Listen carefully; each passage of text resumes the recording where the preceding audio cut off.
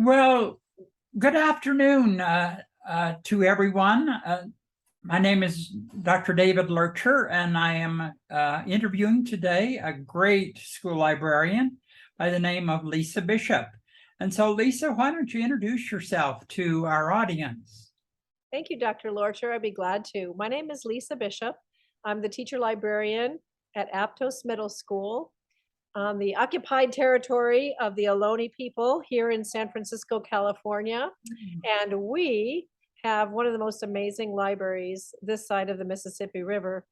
And I have a wonderful group of young people that I serve. There are 1,000 students that come to school here. We're still figuring out how many for this coming year, but around 1,000 students that I serve. And I'm a bilingual, Spanish bilingual teacher librarian. And I am one of the 3 presidents of California School Library Association. I'm very proud to be with you today. And so, kind of, what is the makeup of your the students in your school? We have a very diverse population at Aptos Middle School. We are a Title I school. And since San Francisco is really a very segregated city, we have segregated schools. A lot of parents put their kids in private schools and don't put them in our public schools. So we have a lot of kids that go to private schools, and then we have the public school kids that are here in San Francisco, and they're amazing. They're fabulous. And we have a lot of students that are learning English. We have a lot of students that come from different countries. We have new students to the United States. We have students that have lived here, their parents have lived here for a long time, and they still have faith in public schools. So, I mean, we have 1,000 kids that are coming here. And so we have a socially, economically diverse school. Right now, the state of California is giving everybody free lunches. So which is really nice. We don't have to determine, what their economic status is based on what they eat. So that's a good thing. But we have lots and lots of languages here and religions and variety of ethnic cultural backgrounds. And I'm just so proud to be their teacher librarian. Oh, that's great. So you've been at the business of flipping a school library from a very passive place, quiet, etc., to a very vibrant and central activity space in the entire school. So, Lisa, let's just first start with the faculty. How on earth have you been able, and what have you done to, quote, flip this library so that the teachers know who you are and that you're a vibrant piece and part of what's going on in the entire school? Well, thank you for that question. When I first got the library, or when I was asked to come to this school, first of all, the principal is very excited about my ideas of flipping the school library. So having a principal that is generous in the funding of the library or saying, what do you need? I'll get it for you. So I had a really great principal my first couple of years here who said, whatever you need, Lisa, I'll help you get it. So that's really helpful. I mean, like it's a big hurdle if you don't have a principal that helps you. I got the first Chromebook cart of the school when I got here. I said, I can't teach without Chromebooks. I can't teach without computers. I need to teach them both, real reading and real books, and I need to teach them digital literacy, and we need to use the computers. So I had, I begged, not begged, but I asked very nicely, and I got the first set of Chromebooks for the school here for the library. And that became a wonderful thing for the whole school. It's like, wow, she can teach digitally too. Yeah, we can. And so that started it off. And then turning the library into a multi-use, multi-purpose space, that it wasn't just a quiet space for people to read. We have a tiny little section now that the kids begged me to keep in the library, but the rest of the library, 2/3 of the library, is for activities, making, designing, writing, typing, clickety clackety, designing on the wall, moving things around. So almost everything is on wheels now. So we can repurpose the space, and the library is used by the staff for staff meetings. So during those staff meetings, I always have them have captive audiences to see what we're doing in here. Even if I don't collaborate with them, they see the things that students are doing, and the students have their work all throughout the library. So that's, and I always bring in new teachers.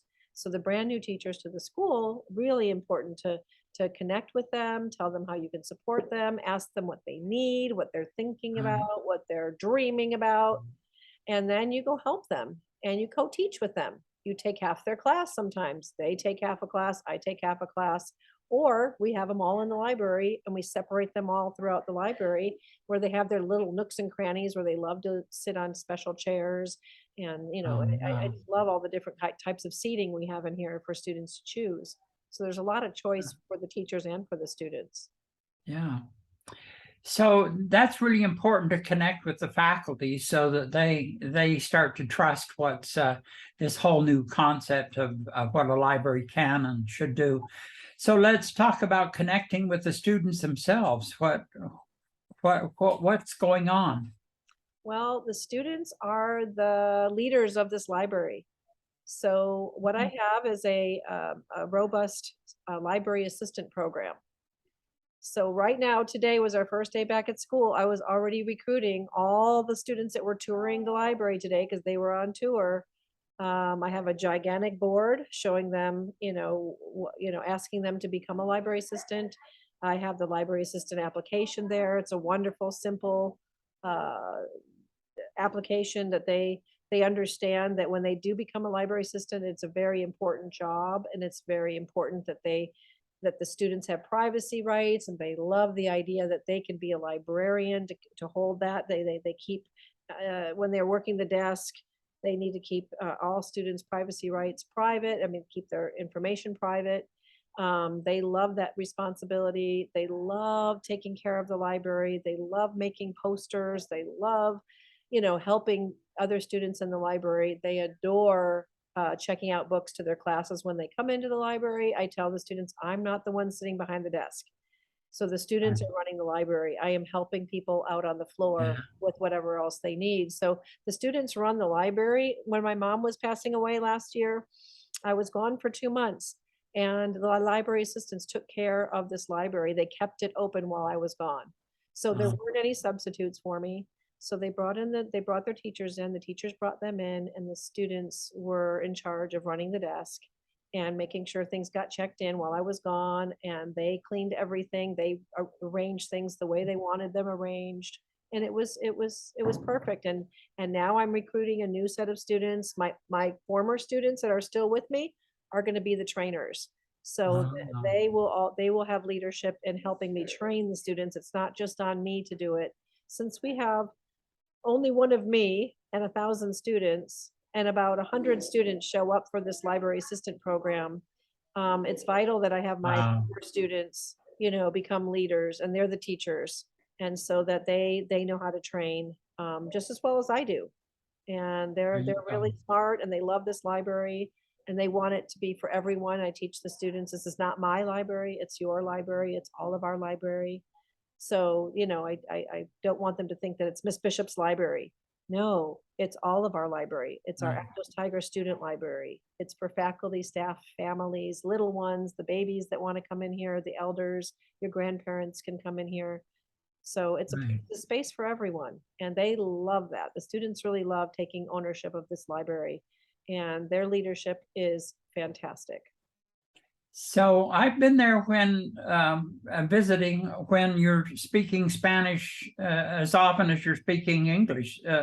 Does that help? Of course it does. Oh, yes. Language is a door opener. There's no doubt that speaking the students' language makes them feel that you care about them.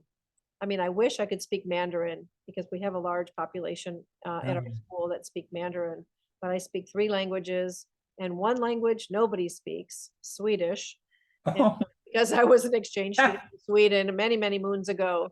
But nobody speaks that language here. But I do speak Spanish, and it's one of those beautiful things in life that just opens the doors and hearts and minds, and they say, wow, how did she do this, and how did this happen? And it must be she must love my culture, she must love who I am, and that just makes it all the better. And I make sure that the library assistants are from all cultural backgrounds. They're not white, Asian, and female. And so I search out, through the school, and I personally ask students and I invite them to come in. And I don't want just girls to be the library assistants either at our school, that all genders are welcome and all skin tones are welcome, all backgrounds are welcome, so that they can see that the library is not just an old white ladies library. So there's a lot of stereotypes out there that we have to break. And my appearance is, the old white lady, but that's not the case when you have young people at heart and you care about them, and they don't Yeah. see the old white lady when you have them become leaders of your library, and when you speak to them in their language and you ask them their name to repeat it to you so you can say their real name and not their so-called Americanized name.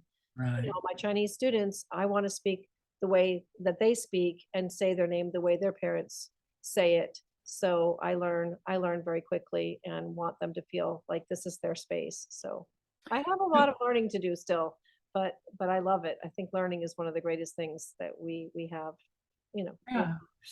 So if you're talking to an audience and saying and they ask you, well, how would we start to flip our library? What's a few pieces of advice you'd give to them? Well, first of all, I would survey the students. So we're here for the students. Of course, I'm here for the faculty as well. But the students are the ones that you're working with the majority of the time. I'm collaborating with teachers. I work with my administrators. I work with nonprofits as well, and I write grants. But one thing I would do first off is survey the students. I would ask the students what they want, what they need, what they wish they could have in this space. And I would bring them in. I would even have a small group of different groups of kids come in and have a chat with them, have food for them, do an interview process about, how would they change the library, and ask them what they need and what they want, and then survey the faculty, survey, the families, and then come together as a small group to say, how can we make this happen? And then look at the budget, find resources that are around. If you can't get your school to afford your library, then you must become partners with nonprofits in the area, with local science centers, with the reading specialist, reading foundations. So I just got a grant recently to host a retreat for our teachers through a literacy grant, so that they could meet each other outside of the school, so that they could plan together before school started. It was the best thing we've ever done. I've only been here for 9 years, but this was the first time they ever had a chance to meet each other outside of school before school started, to collaborate with one another. Because once school starts, there's not enough time. There never is enough time for them to really do the deep conversation across subject matter, content matter, grade levels. And so that was with a local literacy foundation that gave us the money to do that. And then I'm partnering with the Mission Science Workshop. They're building me a special science cart, where we're going to be doing tinkering in the library with a special cart on wheels. It opens up at lunchtime, and we have an adult there because there's some dangerous tools in it, and they make things, and they learn circuitry, and they learn how things work. And that's with a grant through the Mission Science Workshop. So you don't always have to get school money to make things happen. You can write Donors Choose grants. The first thing I did when I got this library, I wrote a Donors Choose grant, put it on the school website, asked the parent group to send it out, and within moments it was funded. So I added color to the library. It was very, very dull in here. So I added colorful chairs. I added beautiful carpets and roly-poly chairs where the students can sit on them and enjoy reading in this wonderful kind of floor rocker atmosphere. And they started coming in. They were like, oh, what's in here? Oh, what's that? So little by little, once your principal sees that you mean business, the money will start flowing. So I think when you start to show that you can change this place into a wonderful center, the heart of the school, the money will come. And there are grants out there. There are national grants, there are local grants, there are state grants, Right. and it doesn't take much to write them, seriously. If you want to flip your library, and you can do it. And parents are waiting to help you do it. There are parents out there. There are organizations that are willing to help you. You could ask them to come help you clean for a day or paint the library, and they'll come help you. And that makes all the difference for our students and staff. You know, that's great advice for librarians and principals and superintendents. You know, that a vibrant and alive library is just an amazing place. So as you think, you know, the bottom line of all this, Lisa, what do you think the role of this library and learning commons can mean in the education of young people that are coming up? Well, number one is that learning is exciting, and learning new things is amazing. And when you have your hands moving and trying and doing things, you feel confidence in yourself. And when you're working with others, you become more of a social being. If you're a young person who feels after this pandemic or during the pandemic that you were socially isolated, well, this is a place where you can reconnect. Right. And you can feel loved in the library, and people will take care of you and help you, support you, push you, question, and provide the things that you need to learn and grow. And I think it's just the most magnificent space the school has. And we don't grade children. We do not do parent-teacher conferences. So the students have confidence, and they have trust in us that we're not going to put them down. We're not going to tell them they can't do something at a certain level. We provide writing challenges. We provide a collaboration between, for example, I do a writing challenge in September, October for Halloween, where we write suspenseful stories, very short suspenseful stories, but the orchestra then takes our stories, reads them, and performs music to them. And then our performing arts teacher this year is going to do dramatic movement and sort of act out the stories on stage. So it's a literacy collaboration between the orchestra teacher, the librarian, the English language arts teachers, and the performing arts teacher. So there's four departments working together in literacy, but making it so fun and short, and not making things so long and difficult that we block kids out from being able to write their own stories and tell their own stories. So we do that, and then we publish their stories so they become published authors. So they can always say they were a published author in the middle grades when they were in middle school.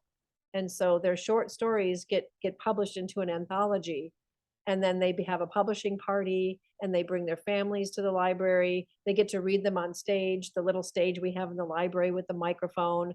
So we have this portable stage that works for the scary story writing. It also works for our poetry slams that we do every year when our teachers are teaching poetry. We do painted poetry in the library. They do found poetry in the library. They collage. They do art in the library connected to literacy. And the science teachers, we do a lot of collaborations. We did a Rube Goldberg challenge in the library. We created the Rube Goldberg machine from one end to the other, a super long Rube Goldberg machine. So the connecting with the science teachers.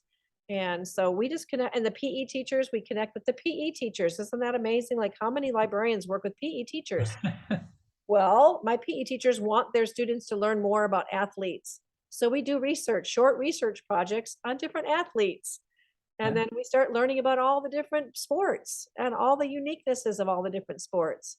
So I do that with the PE teachers every year. And now I'm starting to work with math teachers. So we're going to be doing something with geometry and writing and understanding how geometry is important in the world. And we'll be doing some projects here in the library with the math teachers this year. That is absolutely super, Lisa Bishop. You're a star, and we hope that many more people will become librarians like you are. So thank you so much for the time you've spent on this interview. We appreciate you so very much. Thank you, Dr. Loertscher. And one thing I want to just tell everybody is not to be afraid. Don't be afraid to ask for what you need. Don't be afraid, because if you're afraid, you won't do it. And don't be afraid to try something new. Don't be afraid to collaborate with somebody new. And don't be afraid to, be a schlepper, somebody that goes around and finds things, a finder and go find and scrounge around and find what you need. And don't be afraid. And you cannot be this in 1 year. It takes many years, and do little by little. Don't think you can flip it in 1 day. You can't flip it in 1 day. But with a supportive principal, you can do a lot of things on your campus today, and then just keep building, keep building, keep building. And it's just fantastic what you can build in this short period of time. Thank you so much. Very inspirational.